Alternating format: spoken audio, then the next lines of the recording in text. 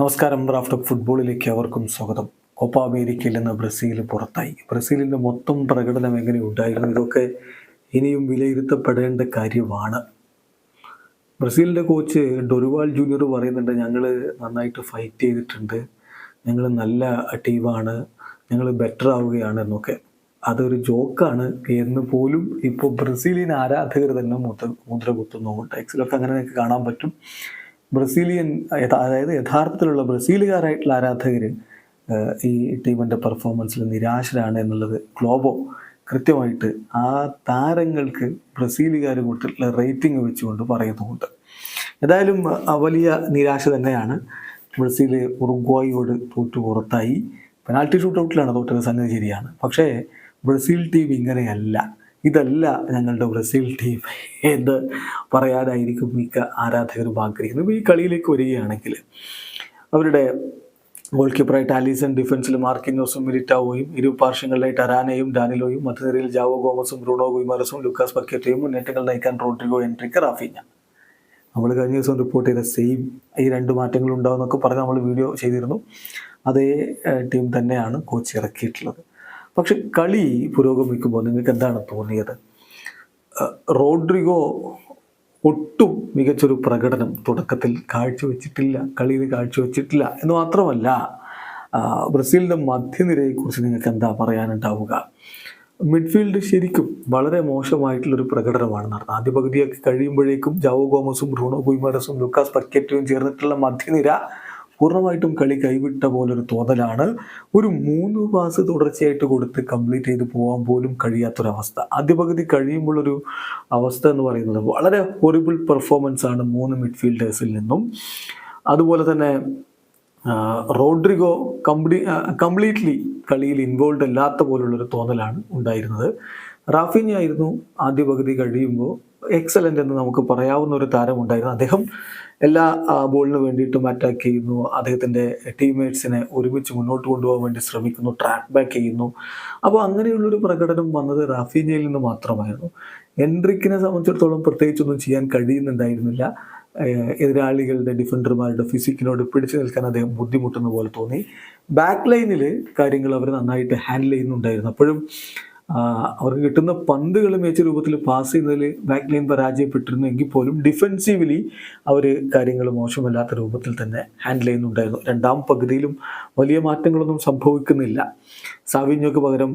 റാഫീഞ്ഞയ്ക്ക് പകരം സാവിഞ്ഞോ വരുന്നു, ആൻഡ്രിയസ് പെരീരയ്ക്ക് പകരം ലൂക്കാസ് പക്കറ്റയ്ക്ക് പകരം ആൻഡ്രിയസ് പെരീര വരുന്നു, ജാവോ ഗോമസിന് പകരം ഡഗ്ലസ് ലൂയിസ് വരുന്നു. ഇതാണ് സബ്സ്റ്റിറ്റ്യൂഷനുകൾ പ്രധാനമായിട്ടും നടന്നത്. പിന്നെ കുറെ കൂടി കളി മുന്നോട്ട് പോയതിനു ശേഷം ബ്രൂണോ ഗുയിമാരസിനെ മാറ്റി ഇവാനിൽസനും റോഡ്രിഗോയെ മാറ്റി ഗബ്രിയേൽ മാർട്ടിനെല്ലിയും വന്നു.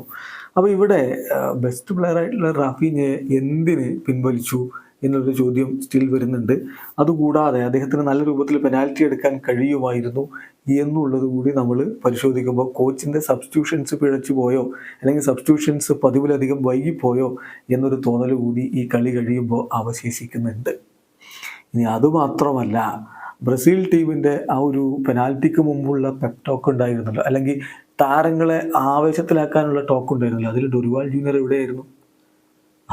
അദ്ദേഹം ആ സർക്കിളിൽ പോലും ഉണ്ടായിരുന്നില്ല. പുറകിൽ നിന്ന് ഇങ്ങനെ തലയും ചൊറിഞ്ഞ് നിൽക്കുന്ന ഒരു ഡൊറിവാൾ ജൂനിയർ, അത് ദയനീയമായിട്ടുള്ള ഒരു കാഴ്ചയായിരുന്നു എന്നുള്ളതാണ് യാഥാർത്ഥ്യം. അദ്ദേഹം പറയുന്നു ടീമിന് നല്ല ഡെഡിക്കേഷൻ ഉണ്ടായിരുന്നു, ഫൈറ്റിംഗ് സ്പിരിറ്റ് ഉണ്ടായിരുന്നു, ബ്രേവ് ടീമായിരുന്നു എന്നൊക്കെ കളി കഴിഞ്ഞിട്ട്. അതൊന്നും കളിക്കളത്തിൽ കണ്ടില്ല എന്നുള്ളതാണ് യാഥാർത്ഥ്യം. ഇപ്പോൾ റാഫീഞ്ഞ, എദർ മിലിറ്റാവോ, സാവിഞ്ഞോ ഇവർ അല്ലാതെ ബാക്കിയുള്ളവർ ഈ കളിയിൽ എന്താണ് ചെയ്തത്? ഇപ്പോൾ എദർ മിലിറ്റാവോ പെനാൽറ്റി മിസ് ചെയ്തു, ശരിയാണ്. പക്ഷെ അതുകൊണ്ട് മാത്രം അദ്ദേഹത്തിൻ്റെ പ്രകടനത്തെ നമ്മൾ മോശമായിട്ട് കാണേണ്ടതില്ല. അപ്പം ഇവരല്ലാതെ ബാക്കിയുള്ളവർ എന്ത് ചെയ്തു എന്നുള്ളൊരു ചോദ്യം കൂടി അവിടെ വരുന്നുണ്ട്. എന്തായാലും ബ്രസീലിന് മുന്നിൽ കാര്യങ്ങൾ ഒട്ടും എളുപ്പമല്ല എന്നുള്ളതാണ് യാഥാർത്ഥ്യം. ഇപ്പോൾ ഡൊറിവാൾ ജൂനിയർക്ക് കീഴിലുള്ള ബ്രസീലിൻ്റെ ആദ്യ തോൽവിയല്ലേ, അതും പെനാൽറ്റി ഷൂട്ടൗട്ടിലല്ലേ വീണത് എന്നൊക്കെ പറഞ്ഞ് പലരും വരും. സ്വാഭാവികമാണ്, അങ്ങനെ തന്നെയാണ് റിസൾട്ട് വെച്ച് നോക്കുമ്പോൾ. പക്ഷേ കളിക്കളത്തിൽ ആ ഒരു ഹങ്കർ താരങ്ങൾക്കുണ്ടായിരുന്നുവോ? അവർ വിജയത്തിലേക്ക് പോകാൻ വേണ്ടി വല്ലതും ചെയ്തിരുന്നു? ഇപ്പോൾ ഈ ഉറുഗ്വായ്ക്കെതിരെയുള്ള കളിയിലൊക്കെ ബ്രസീൽ ഗോൾ അടിക്കുമെന്നുള്ള തോന്നൽ ഏതെങ്കിലും ഘട്ടത്തിൽ ഉണ്ടാക്കിയിട്ടുണ്ടോ?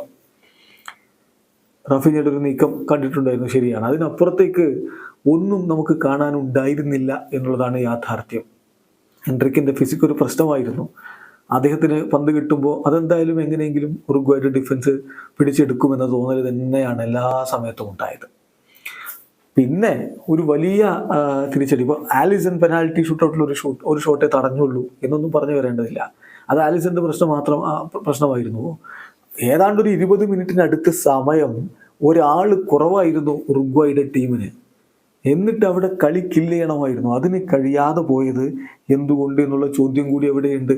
അപ്പോൾ ബ്രസീൽ പുറത്തു പോകുമ്പോൾ ആരാധകരുടെ മനസ്സിലൊരു വലിയ ചോദ്യമുണ്ട്, ഇനി എന്ത്? എൻട്രിക്ക് പറയുന്നുണ്ട്, ഇനി ഞങ്ങൾ വേൾഡ് കപ്പ് ക്വാളിഫയറിൽ മുന്നോട്ട് പോകാൻ വേണ്ടി പരിശ്രമിക്കുന്നു. വേൾഡ് കപ്പ് ക്വാളിഫയറിൽ ബ്രസീൽ ഇപ്പോൾ എവിടെയാണെന്ന് അറിയാമോ? 10 ടീമുകൾ കളിക്കുന്ന കോൺമെബോളിൻ്റെ ക്വാളിഫയർ റൗണ്ടിൽ 6 കളികൾ കളിച്ച ബ്രസീലിനുള്ളത് 2 വിജയം. അവസാനമായിട്ട് കളിച്ച കളികൾ തുടർച്ചയായിട്ട് 3 തോറ്റിട്ടുണ്ടായിരുന്നു. 2 വിജയം, 1 സമനില, 3 തോൽവി, 7 പോയിന്റ് മാത്രം. ബ്രസീലുള്ളത് 6ാം സ്ഥാനത്താണ്. 6ാം സ്ഥാനത്ത്. മുമ്പൊക്കെ കോൺമെബോളിൽ നിന്ന് 4 ടീമുകളാണ് ക്വാളിഫൈ ചെയ്യുക. ഇപ്പോൾ അത് 6 ടീമാക്കി മാറ്റിയിട്ടുണ്ട് എന്നുള്ളത് മാത്രമാണ് ഒരു ആശ്വാസം. അപ്പോൾ 6ാമതാ ബ്രസീൽ ഉള്ളത്. ക്വാളിഫയിങ് റൗണ്ട് പോലും ദുഷ്കരമാവും എന്നർത്ഥം. അപ്പോൾ ബ്രസീലിന്റെ മുന്നിൽ എന്ത് എന്ന് ചോദിച്ചാൽ ഒരുപാട് കാര്യങ്ങളിൽ മാറ്റം വരുത്തണം, അല്ലെങ്കിൽ പിന്നെ നല്ല പണി കിട്ടാനുള്ള സാധ്യതയുണ്ട്. ഇനിയിപ്പോൾ ബ്രസീലിന്റെ കളി എന്ന് സെപ്റ്റംബർ 5-നാണ്. വേൾഡ് കപ്പ് ക്വാളിഫയർ ആണ്. Brazil versus Ecuador.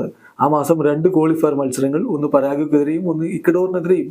ആ കളികളിൽ വിജയിക്കുക, തിരികെ വരിക, അത് മാത്രമാണ് ഇനി ചെയ്യേണ്ടത്.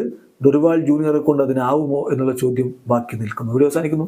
ഫുട്ബോൾ ലോകത്തെ കൂടുതൽ വിശേഷങ്ങളുമായി റാഫ് ടോക്സിൽ എത്താം.